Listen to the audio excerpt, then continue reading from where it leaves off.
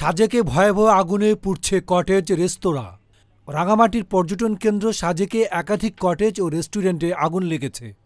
স্থানীয় এক জনপ্রতিনিধি গণমাধ্যমকে জানান, ২৪ ফেব্রুয়ারি সোমবার দুপুরে ইকুইপ ভ্যালি নামের একটি কটেজ থেকে আগুনের সূত্রপাত হয়।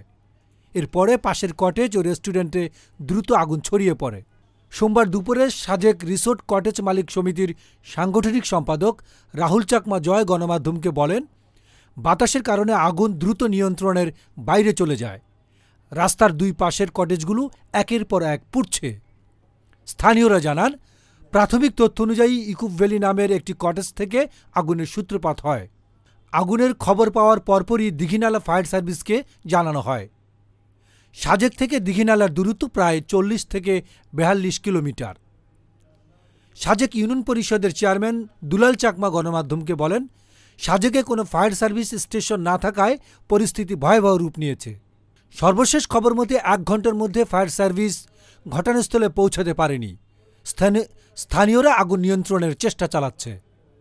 ডেস্ক রিপোর্ট, গণমানুষের আওয়াজ।